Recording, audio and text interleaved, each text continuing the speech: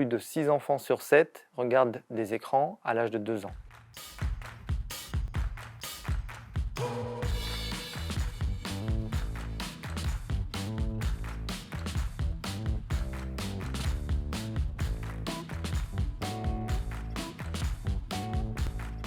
Cela dépend énormément de l'âge de l'enfant, du paramètre de santé qu'on étudie, mais aussi de l'exposition aux écrans. On peut parler du temps d'écran, mais on peut aussi parler du type de programme qu'un enfant regarde, mais aussi dans quel contexte. Est-ce que c'est une télévision en arrière-plan ou est-ce que c'est la télévision pendant les repas, par exemple. Donc, tout ceci va influencer en fait, l'effet que peut avoir un écran sur le développement de l'enfant.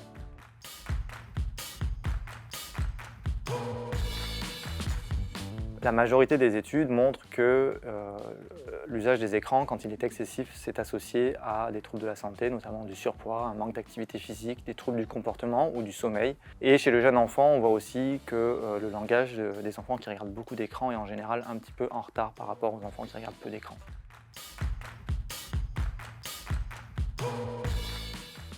En France, les recommandations qui sont émises depuis plus de 10 ans sont pas d'écran avant 3 ans.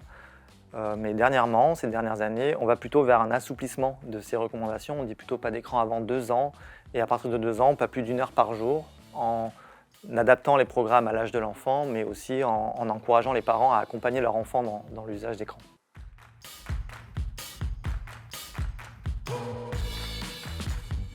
En pratique, elles ne sont pas suivies par les familles. Dans l'étude ELF, on observe que plus de 6 enfants sur 7 regardent des écrans à l'âge de 2 ans. Mais il faut tout de même relativiser ces informations puisque 2 tiers des enfants regardent quand même les écrans pour moins de 1 heure par jour.